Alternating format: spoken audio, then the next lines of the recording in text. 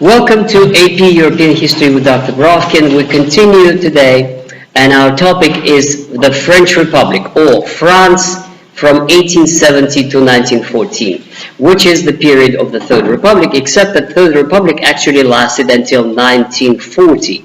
That is the World War II, when it was smashed by German invasion. But for our purposes today, we have to understand the politics, society, and a little bit about culture, the state structure, the elections, the political currents in France on the eve of World War I, or La Grande Guerre.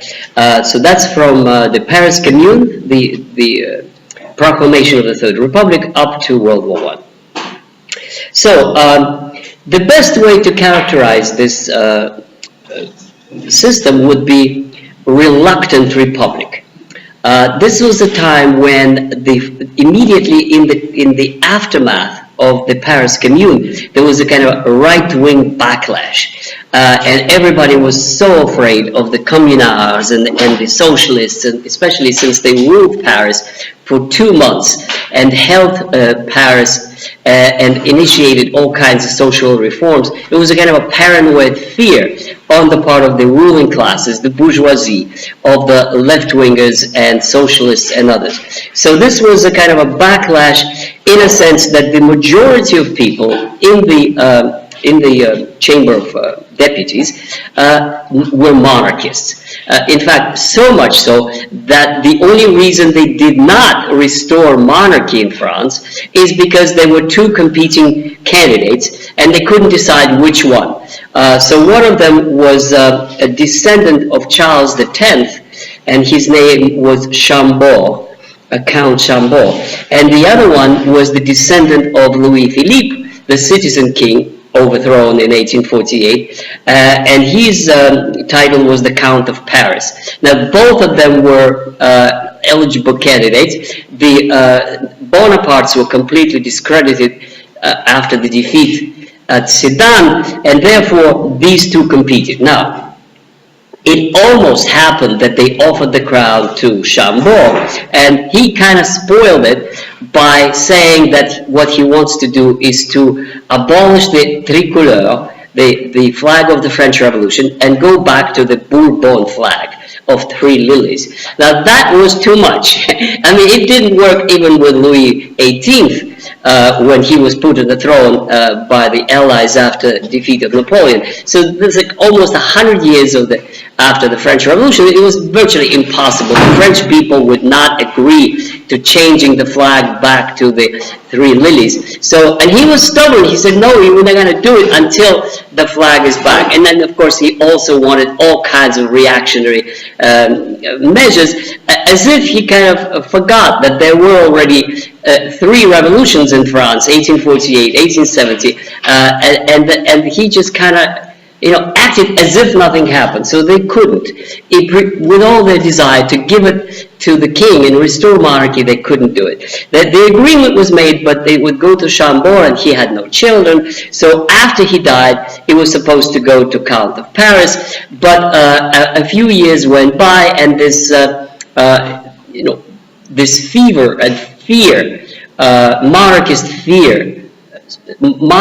fever and socialist fear kind of subsided, and they decided to stay with the republic. This is why we call it the kind of reluctant republic that survived simply because the candidate was so conservative, so reactionary, that it was too much even for the conservative French elites.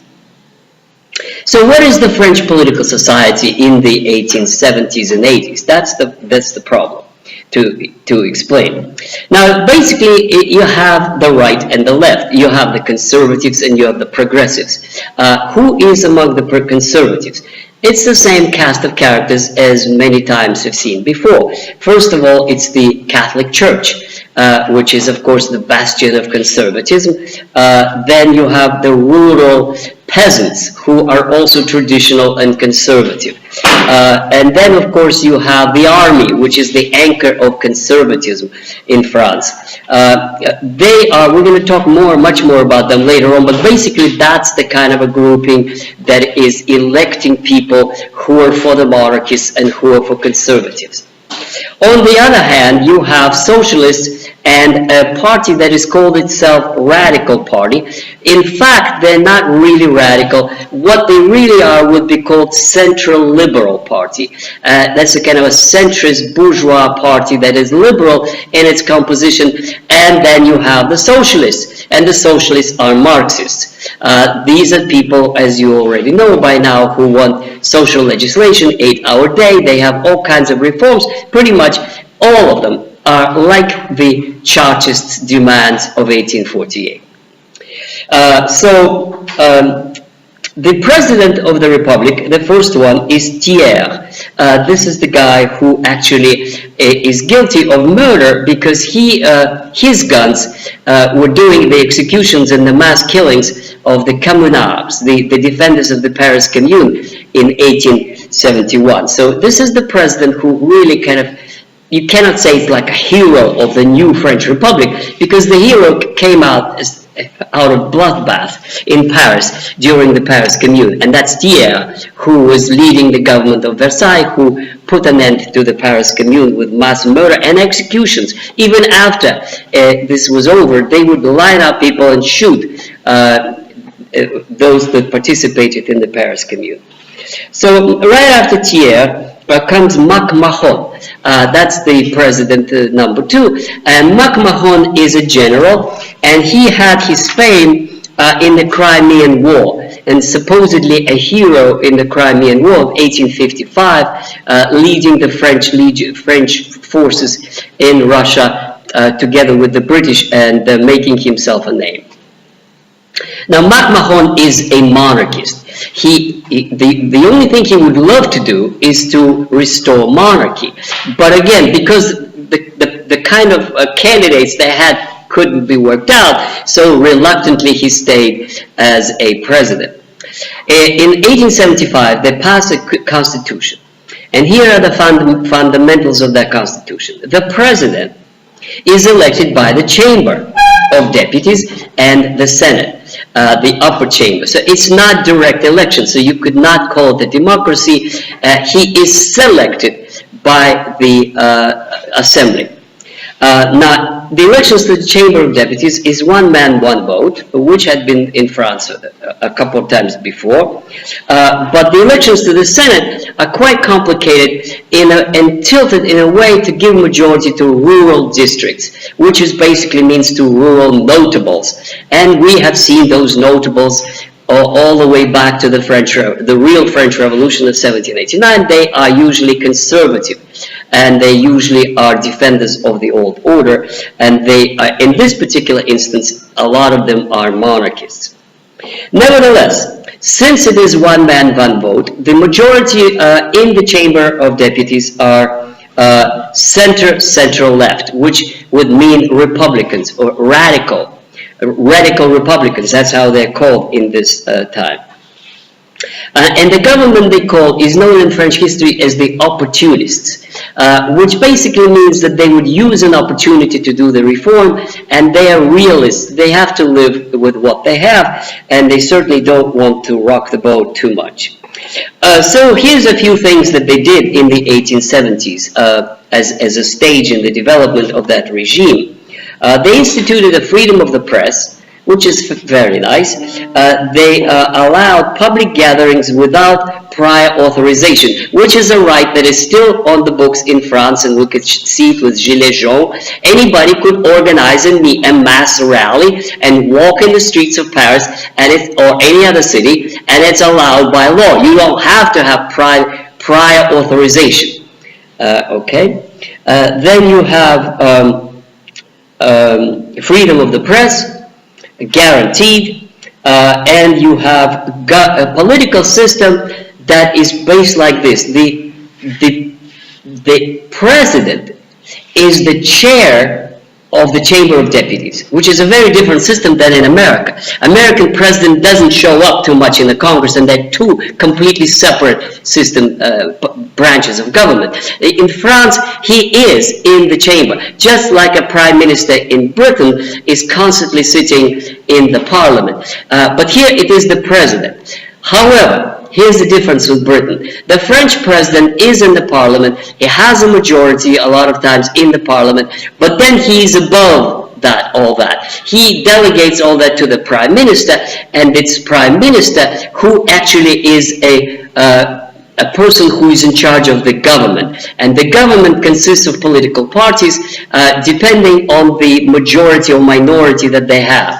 So in other words, it created a system where the president is kind of above immediate politics, just like in today's France. On the other hand, he is in politics. And yet, there's a kind of a lightning rod, and that's the prime minister. And if things go wrong, the president can dismiss the parliament, have new elections, or he can dismiss the government and then create a new government.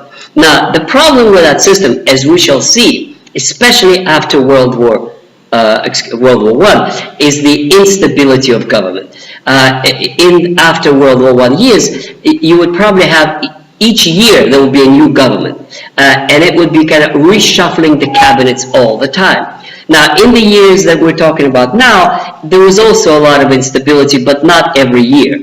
But that is this peculiarity of the French political system. The president that is kind of like in charge of the overall political direction, and the prime minister and the cabinet that is reshuffled pretty often depending on the endless scandals that would break out in France at that time. Okay, now, one of the first, rocking scandals that shook up the French political system and France as a country is connected with the name Boulanger. Who is Boulanger? Boulanger is a general, and he becomes a first very interesting phenomenon. He organizes a kind of a movement in support of his ideas. And that becomes the first right-wing nationalist movement in Europe, and there will be many to follow later on in Italy, in Spain, and in Germany. It is anti-Semitic, anti-German, pro-Catholic, and super-nationalistic. So that's the kind of ideology that Boulanger promotes, that the eternal enemy of France are the Germans and the Jews, and that the rock upon which France should hold on itself is Catholic Church and patriotism and nationalism. So that's the kind of ideology that goes very well, especially in the rural districts, and especially those that are less educated, and it does kind of form a basis what later would be called fascism in Italy. But now the word fascism is used too much to denote things that have nothing to do with each other, so we're not going to use it. It's not really fascism, but it is right-wing anti-Semitic nationalist movement that Boulanger leads. Nothing prohibits by French law to run simultaneously in several electoral districts, and he does, and he wins in 7 of them in 1887, and becomes a popular figure. What's so interesting is that the authorities are so scared of him that they do not allow him to take his seat in the Chamber of Deputies, because on the grounds that he's a general. And I don't know why the general couldn't, but anyway, they tell him he can't. But then something even worse happens. You have crowds and crowds of people chanting Boulanger, Boulanger, down with the Jews and the Germans, and the kind of a situation that almost looks like a coup d'etat. Something we will see, as a matter of fact, in 1919 in Italy, when with similar kinds of nationalistic crowds, Mussolini marched on Rome and did seize power. So this is the first time that you have right-wing, anti-Semitic, anti-German crowds coming close to what is described as perhaps an attempted coup d'etat. But it all kind of fizzled out, and then Yeah, and then they found something about him that they told him that the government that they could use it in court and try him for treason. So he got really scared. He took a train to Brussels and shot himself. Now, apparently, they did find some kind of serious dirt that he took it so seriously that his political career was ruined and he destroyed himself. Now, the importance of the Boulanger phenomenon is that it was an indicator. If it weren't for Boulanger, there would be something else, and there will be another one, another case. But what it was an indication of is that France had a problem, and the problem was that its elites were not really Republican, even though it was called the Third Republic. A big part of the elites were super nationalistic and anti-Semitic, and this kind of an issue of right-wing activism would rock France more than once up to World War I and even more later. So I should stop with this, and we will continue in our part 2. But at this point, don't forget to tell your friends that the continuation is with European history with Dr. Brovkin.